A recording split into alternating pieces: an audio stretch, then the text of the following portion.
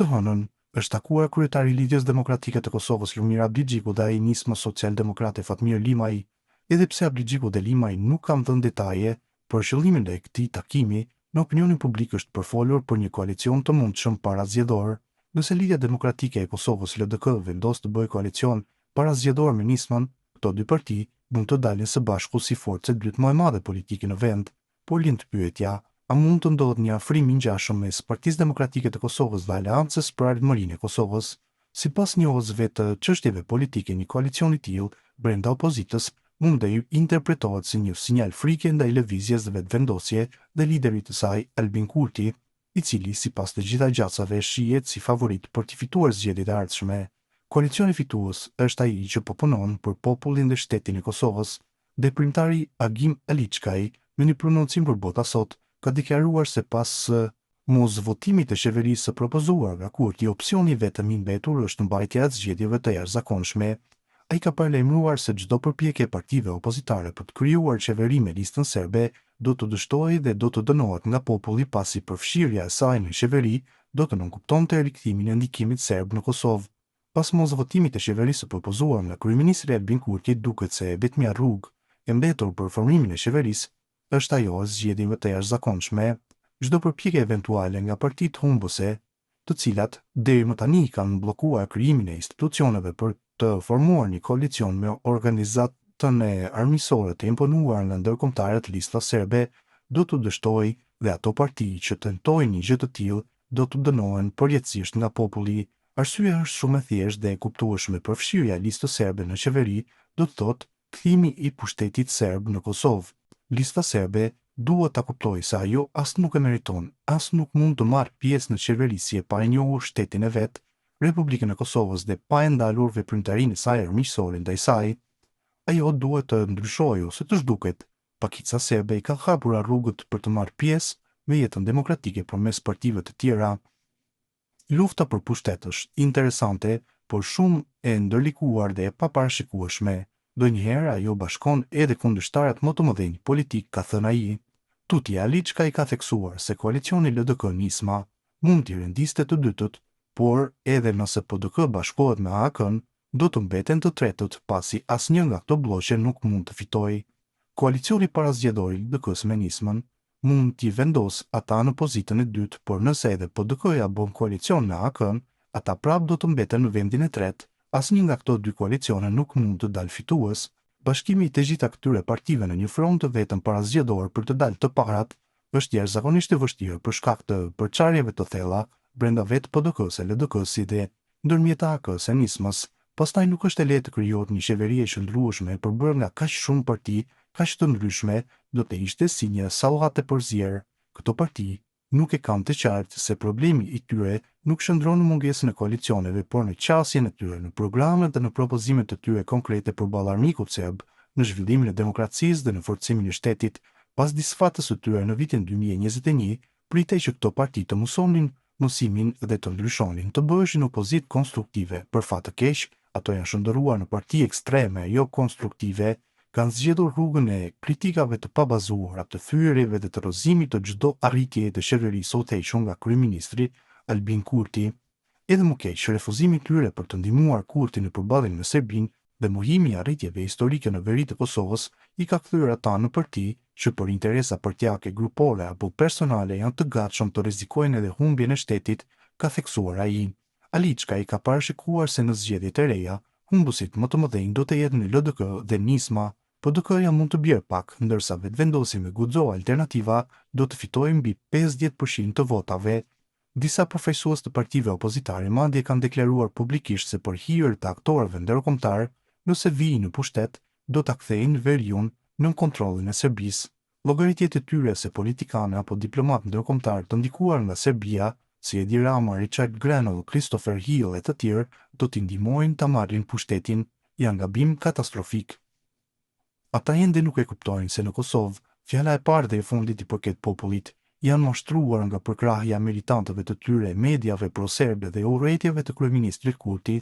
Nuk e shohin si shumicë e votuesve të pavarur, veçanërisht intelektual me arsim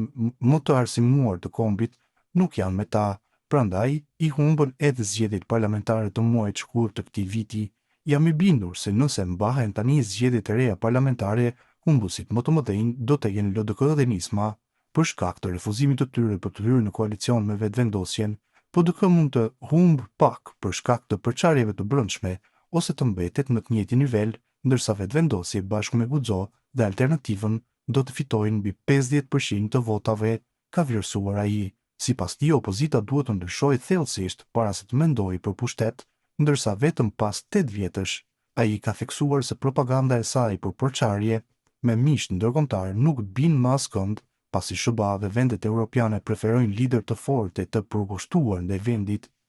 E vetmja shpresë për ruajtjen dhe zhvillimin e shtetit të Kosovës dhe për mbajtjen në kontroll të listës serbe,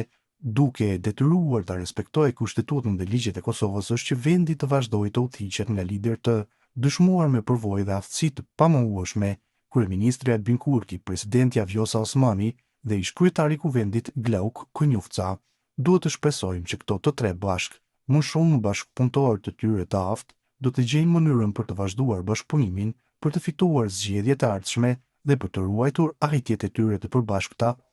në ndërtimin e shtetit. Opozita duhet të ndryshojë rrënjësisht, pastaj të mendojë dhe të përgatitet për mundësinë e fitimit të zgjedhjeve pas këtij mandati ose ndoshta vetëm pas 8 vjetësh. Manipulimet e opozitës për të ashtuquajturat për çarje me miq ndërkombëtar dhe me Amerikën nuk e mashtrojnë më shumicën e popullit të Kosovës. Populli e kupton se si Amerika, ashtu edhe shtetet kryesore europiane, pavarësisht interesave të përkohshme gjeopolitike, në fund të fundit preferojnë të punojnë me udhëheqës të fortë dhe të përkushtuar ndaj vendit të tyre, ka përmbyllur Aliçkaj. Qarri paralajmëron frika opozitës nga Kurti po e shkatron LDK-n.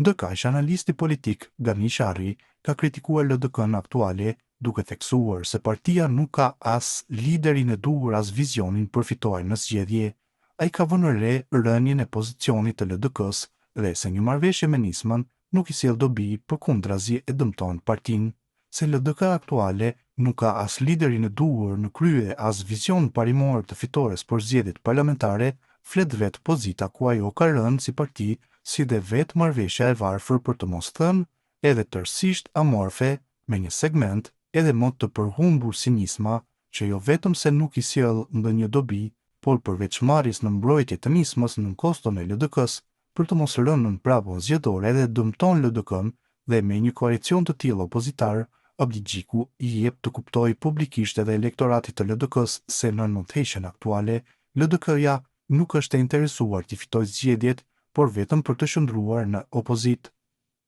Kjo praktikë varfër manovruese tregon paraprakisht edhe mirimin e thellë orientues, për të mos thënë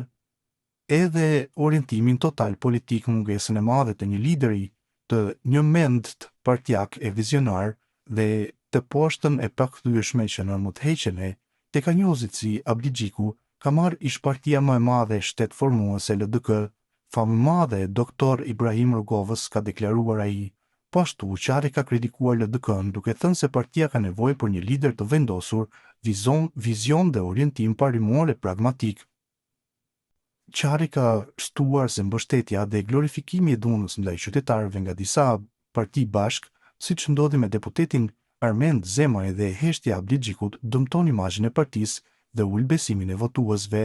Në fakt, LDK para së gjithash ka nevojë për një lider, një mend politik, vizion dhe një orientim vërtet parimor e pragmatik, e jo sikur mos të mjaftonte mungesa e liderit vizionar në udhëheqjen e amortizuar politike, LDK e cila ka trashëguar vetëm emrin e partisë, por jo edhe urtësinë e largpamësinë e Doktor Ibrahim Rogovës, të lidh koalicion edhe me një njeri që është në listë të zezë të SBA-ve, si Fatmir Limaj. Në këtë mënyrë është plotësisht e qartë se LDK-ja nuk mund të fitojë asnjë palë zgjedhje dhe as të ngritet më lart në rang listën e partive pjesëmarrëse.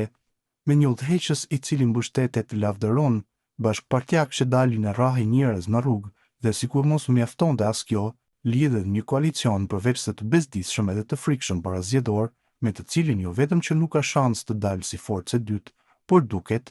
duke pasur parasysh rrahjen e qytetarit para kamerave televizive në sheshin qendror të kryeqytetit nga Armend Zemaj dhe duart trokitjet e Abdi Xhikut, i cili si pari i partisë del edhe vetë hapur në favor të dhunës. në vend të kërkoj falje ndaj qytetarit të grushtuar dhe gjithë qytetarisë kosovare, besoi se në sy të votuesve të shquar janë grumbulluar aq shumë argumente negative, saqë nëse zgjedhjet parlamentare mbahen para fundit të vitit, LDK-ja rrezikon edhe vetë të bie shumë afër pragut zgjedhor ka potencuar ai. Çari vëren se koalicionet aktuale për zgjedhjet e jashtëzakonshme parlamentare në Kosovë duken të pazakonshme dhe ka paralajmëruar se një koalicion i tillë mund të ulë LDK-n edhe më poshtë në renditjen e votuesve. Sa i përket PDK-s, ajo ka refuzuar një koalicion me Limajn për shkak se ai ndodhet në listën e zezë të SBA-ve, ndërsa LDK-ja ka përfshirë Limajn për të kaluar pragun zgjedhor.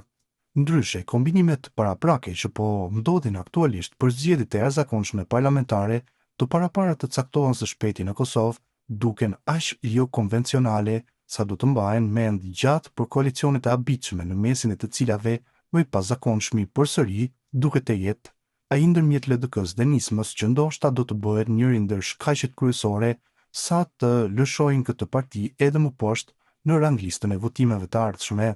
Sa i takon PDK-s, pikërisht shkaku i asaj se Limaj gjendet në listën e zezë të SBA-ve, ajo ka refuzuar të ketë Limajn dhe grupimin e tij politik në koalicion, të cilën e gjeti lumiri ta fusë në sqetullën e LDK-s që Limaj të kaloj pragun zgjedhor ka shtuar ai. Tutje Qari ka shpjeguar se PDK-ja ka pasur më parë bashkëpunime me kreun e AK-s Ramush Haradinaj.